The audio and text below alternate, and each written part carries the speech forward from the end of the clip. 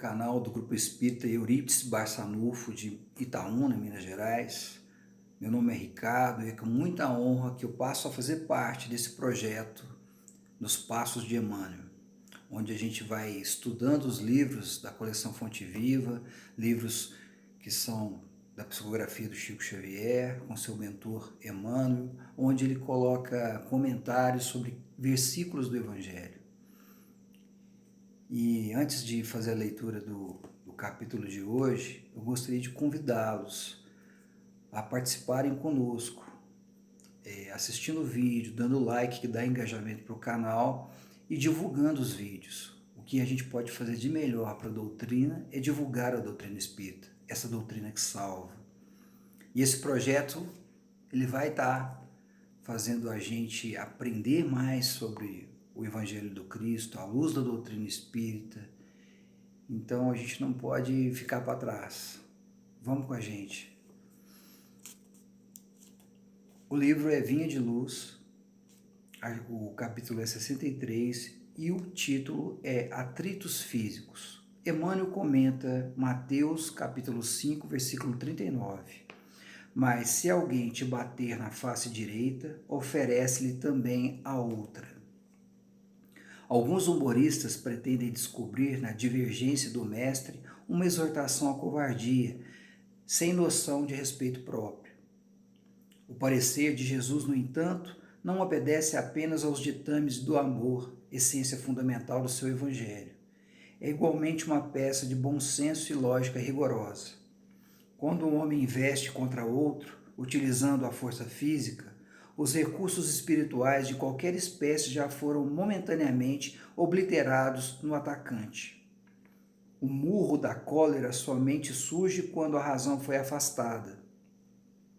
E sobrevindo semelhante problema, somente a calma do adversário consegue atenuar os desequilíbrios procedentes da ausência de controle.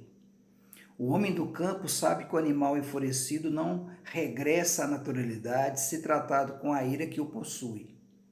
A abelha não ferretou ao apicultor, amigo da brandura e da serenidade.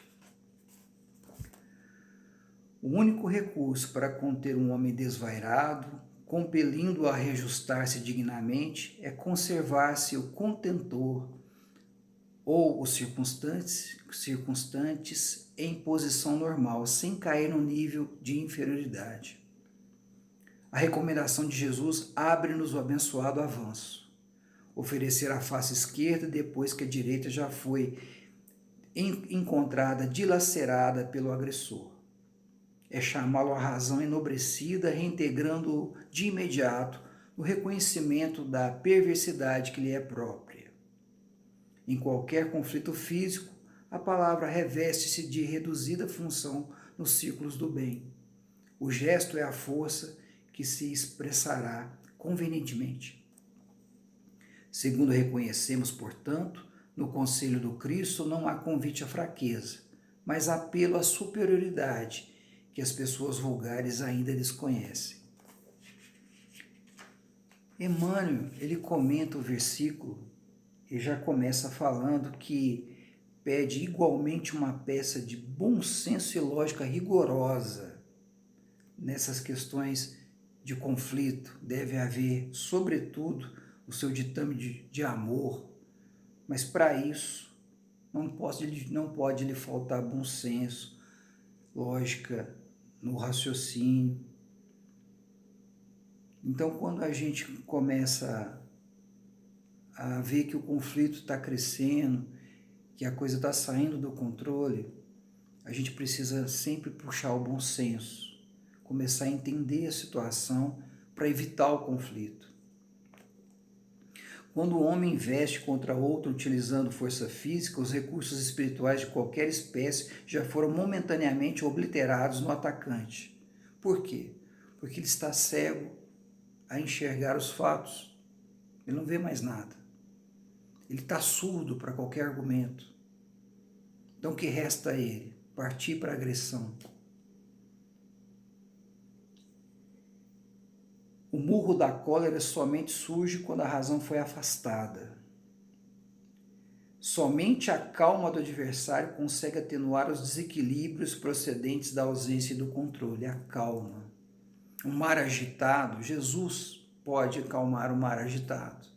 Ou pode acalmar o coração do capitão, da tripulação, para que eles possam passar essa tempestade em segurança.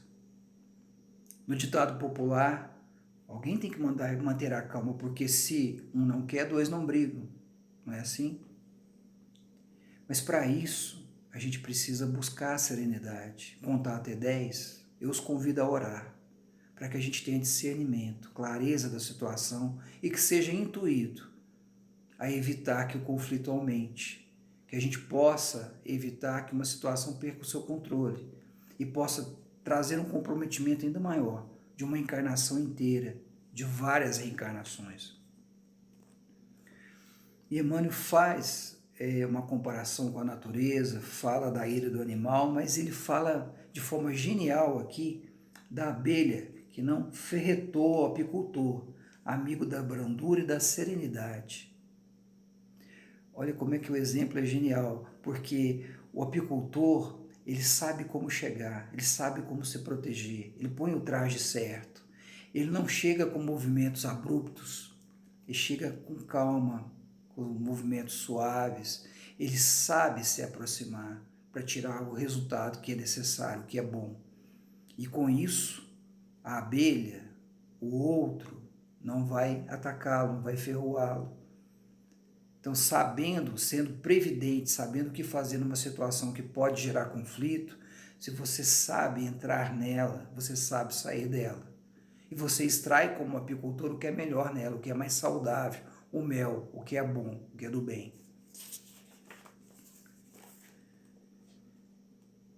Então, o único recurso para conter um homem desvairado, compelindo a reajustar-se dignamente, é conservar-se o contendor ou circunstantes em posição normal, sem cair ao mesmo nível de inferioridade.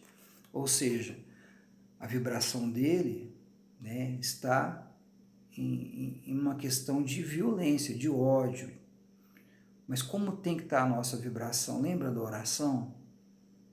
A gente precisa estar buscando uma vibração boa para a gente ser intuído a agir da maneira mais segura, mais cautelosa. E, em vez de colocar lenha da fogueira, a gente joga um balde de água. Acabar com o conflito. Cessá-lo, cortá-lo o mal pela raiz já no seu início. A recomendação de Jesus abre-nos o abençoado avanço, oferecer a face esquerda depois que a direita já se encontra dilacerada pelo agressor. É chamá-lo à razão enobrecida, reintegrando de imediato no reconhecimento da perversidade que lhe é própria. Quando você está numa ação de divergência, em oposição, assim como é o tapa, você dá com um lado da mão, a mão direita acerta a face esquerda. Uma situação em oposição, em divergência, mas você precisa buscar a convergência. Buscar trazer as coisas para o mesmo sentido, para a mesma vibração. Você vai cumprimentar uma pessoa, você dá a mão direita, você recebe a mão direita. Buscar convergência, serenidade. Mesmo que numa situação talvez você tome o prejuízo, mas você cessou ali o conflito. Naquele primeiro momento é um prejuízo, mas um prejuízo individual jamais será um prejuízo coletivo. Então, às vezes, a gente recua um passo para dar dois para frente. A gente tem que promover a paz. E aí, o gesto é a força que expressará convenientemente. Qual é o gesto? No conselho do Cristo, não há convite à fraqueza, precisa de um ato de coragem. Para não revidar, tem que ter coragem. Tem que vencer muitas vezes o nosso maior inimigo, que somos nós mesmos, o nosso orgulho. Mas o apelo é a superioridade. Lembra da vibração? A superioridade que as pessoas vulgares desconhecem. Então, qual que é o gesto? Qual que é a superioridade? Qual que é a fortaleza, a coragem? Eu vou trazer aqui um exemplo agora de Gandhi. Gandhi, ele lutou para libertar a Índia dos para os ingleses. E ele lutou pela paz, e ele era mal visto, com certeza, pelos ingleses, porque ele estava tendo sucesso, sem violência, e tendo sucesso. Certa vez, um soldado inglês, ele cruza com o Gandhi, e aí ele já vê que é ele, desfere um soco no rosto do Gandhi, ele cai. Mas ele logo se levanta, e o inglês o provoca, dá outro soco. E Gandhi mantém-se em pé, em coragem, mas sereno na frente dele. E esse soldado britânico, ele provoca ainda mais o Gandhi e pergunta para ele: por que você é tão covarde? Não revida? Ele fala assim, ou melhor, ele pergunta: com quem você aprendeu a ser tão covarde? E Gandhi olha para ele e fala: eu aprendi com este que está pendurado, esse crucifixo aí ao seu pescoço. Era Jesus. O inglês, que era cristão, ficou constrangido e saiu. Cristo constrange. Não é uma questão de impor medo, mas constrangimento. Quando a gente está com Cristo, tudo é possível. Sem Ele, nada é possível. O exemplo dele, a gente buscar dar outra face, é dar outra solução para o conflito. Talvez não de imediato, mas uma outra solução que possa cessar o conflito. Essa é a lição que Jesus nos ensina, que pessoas na história como Gandhi, Luther King e tantos outros já fizeram, e que o Evangelho nos convida a fazer também. Então, essa é a mensagem que eu deixo para vocês, e agradeço pela atenção, por estarem conosco no canal, e mais uma vez eu peço para ajudar na divulgação. Muita paz para todos e muito obrigado.